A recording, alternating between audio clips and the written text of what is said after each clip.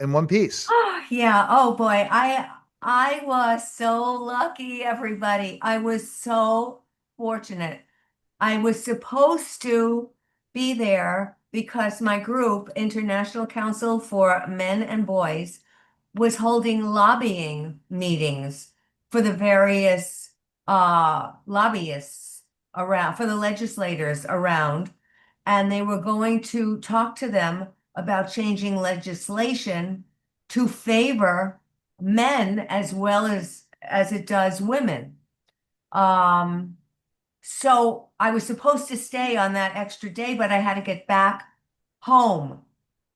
Thank you, Lord, because the day after I returned home was the day they just cut 40% of flights. And as this goes on and on and on, they're cutting more and more. And I know from friends that they have family members and other friends who are still stuck at the airport. I may have had to sleep on the floor at the airport in order to get from DC back to Scottsdale, Arizona. Wow. So I was so fortunate. I know I am so very grateful that I had things to do that I had to return home for. But our meetings went fine. This is the first time we held these meetings. This is the first time we had anything like this. I was the moderator of the press conference.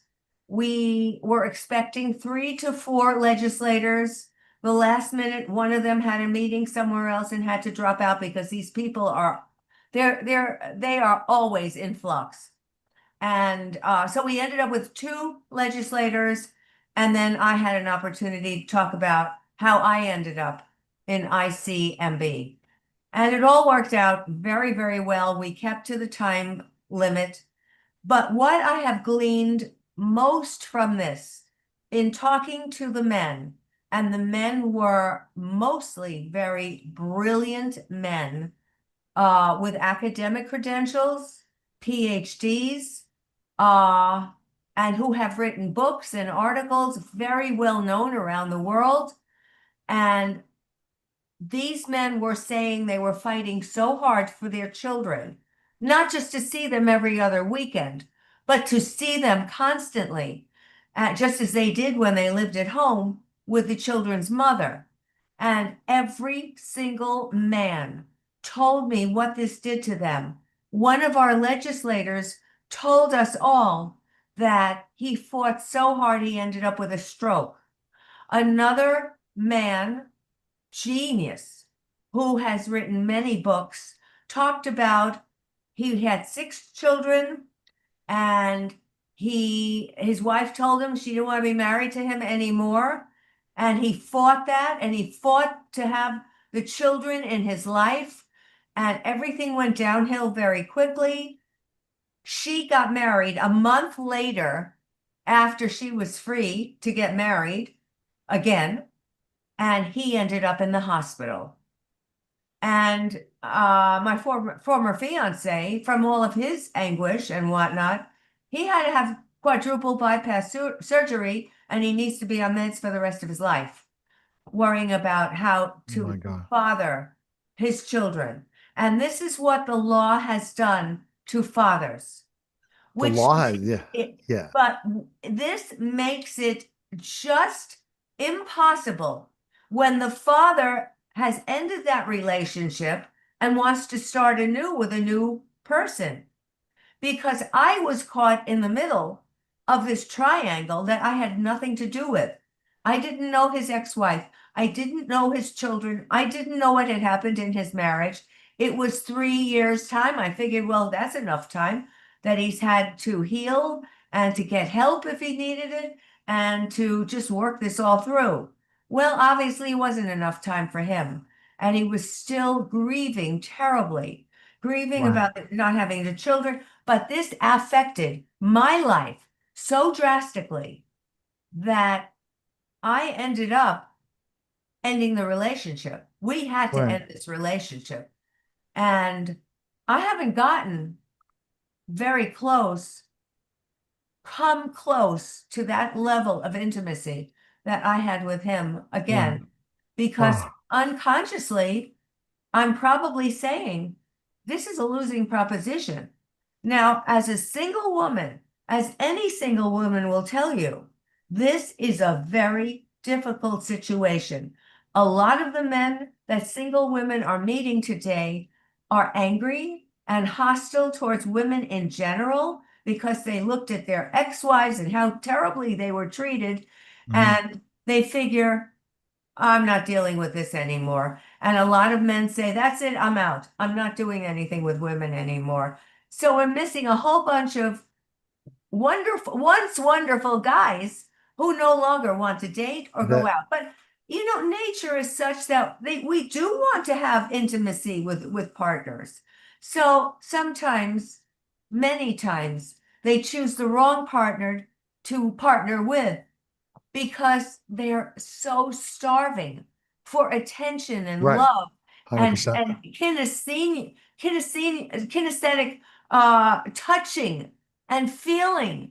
I mean, Yep. the human body wants this. This is a natural need. But so many times men are, leave me alone. I don't want to go there. And what I am trying to do is get men to understand that there are two kinds of women. There are the nasty ones that I call the mean girls, and there are the good women, which I call real women, to match Yep. the real men. And we have to be a lot more scrutinizing. But I met these guys who were Mhm. so hurt.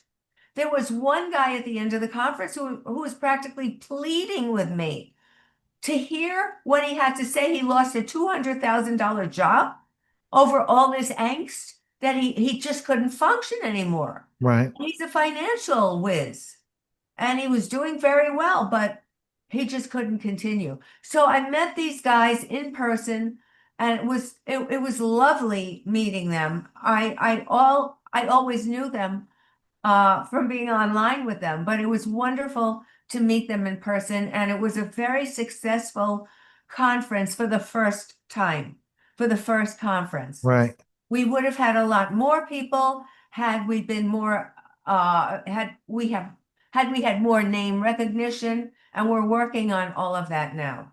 And that's No, one of the functions that I serve in this organization. But it was beautiful all the way around. It was very well organized, and we just have to spiff up mm, how we're going to run it the next time if we do that again. So it was worthwhile for me to go there. They intend to have others like this. I don't know how deeply involved IMBC is going, ICMB is going to be, but we are going to be there for men to understand that men have a support system because it's terribly unfair as to what has happened. yeah. But I will say, as I say again and again and again, there are so many women who are so hateful towards men. I Yeah. don't know where this world is going. These are the women, by the way, who think that woke is no joke, that woke is great. And these are the women who voted for Mom Donnie. Keep in mind, who voted for Trump? Who got him to win? It was Men. the males. It was men. It was the men who refused to deal with these woke women of their age, who refused to be woke Yeah. and are coming and moving towards conservatism. So the women are almost in a box by themselves. They voted for Mandami. They are highly educated, highly opinionated, and as much as I can tell, absolutely hateful Yeah. towards men. It's going to So be interesting. it's going to be very interesting to see what happens. And, John Rich, the country music star, Yeah. said something on X that I said, right on, keep preaching that. He said, well, I guess at this point, the young people who have never grown up with communism or socialism are going to be in for a rude awakening, and this is going to be how they're going to learn. Yeah, totally. So unfortunately, we all have to watch this happening. But my friend just called me. He's in New York. He has a home for sale in the outskirts of New York. It's about 40 minutes outside of Manhattan. And for the people who still work in Manhattan, they want to hold on to a residence there, and they don't want to be in Manhattan anymore or New York City anymore. And yet they want to remain in the state so that they can get to work and they don't mind commuting. Well, we'll see how long they say that. But right now they say they don't mind commuting. And they and he just got an offer, and this is one of many, 30% more than asking price of his home. They said, the last realtor he spoke to said that he has about 15 people looking for a house in Westchester County is where we lived. In Westchester County, that's not too far outside of Manhattan, so that they can maintain their high-paying jobs. But these people are willing to pay any amount of money for homes. Oh So my gosh. he's now thinking very careful because he wanted to come here, and he still wants to come here. He doesn't want to remain there anyway. But in a city that is hateful towards gays and whites and Christians and I don't Everything. know, Yeah. and everything who isn't Muslim, I don't know who's going to want to stay there. It's gonna be interesting. All It's right. going to be So very you have a gossip so one for us too. yes. So that is, I had a wonderful time. It was wonderful meeting my guys, and I know we're going to do a lot more work together again. So part two of this separate entity was I am so saddened by the separation between Blake Shelton and Gwen Stefani. I am Wow. so sad to hear that. But let's go back. We always go back. I always make sure that everybody that I am counseling goes back to find the genesis of how this all happened. When Blake met Gwen, they were doing that game show, The Voice. The Voice. They were doing that show, and they were both coming out of horrendous divorces. He was divorcing Miranda Lambert. She was divorcing her bisexual husband, who had a band. She was in the band. Um, what was his name? Gavin. Anyway, so Wow. Gavin Rowan, or I don't remember. Anyway, so she was in the midst of divorcing him.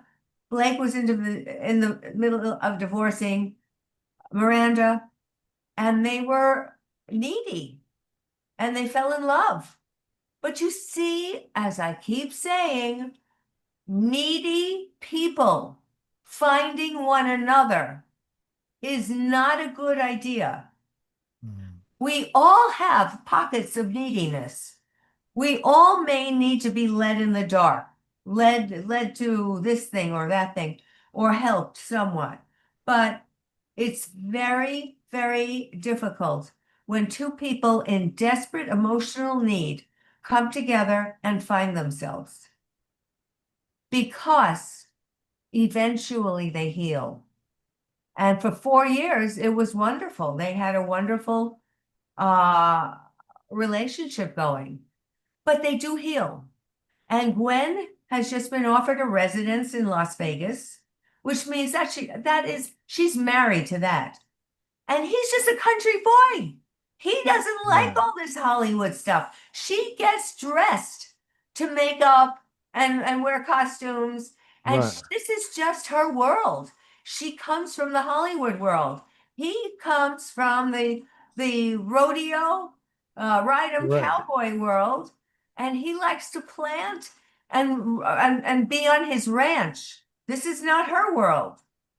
So how this is going to work now, I don't know. But her children are crazy about him. See, it's always with kids in the middle. Right. Her kids are crazy about him. The kid's father is her ex-husband. So we don't know who did wrong. We're going to find out, right? Well, Just like I was right about. nobody ran off with anybody else to our knowledge. So It's yet just that they have their work life is so involved they're and not they're together like so, they were on The Voice that's anymore. right. That when they were together on a show, they saw each other, of course, all the time. Now they're not. And he's Mm. gone for weeks at a time. She's gone for weeks at a time. I don't know how this is going to work out. It's going to be So interesting. that made me so sad because I thought, oh, finally. And opposites do attract. They may repel after a while, but at first, oh, wow, you're into country. Wow, I don't know anything about country. Teach me. And vice versa. And the two of them had a smashing relationship for a while. It's just sad. I hate to see this. And Right. I'm in the business of putting relationships back together, like Humpty Dumpty, putting them Yeah. back together again. So I don't know, more information will be coming out, but this is what I had been missing when I was down in Washington, D.C. All right. I just heard this. Okay. So go So, to drgilda.com and learn more about Dr. Gilda. Appreciate it. That was a special simulcast of the Neil Haley Show.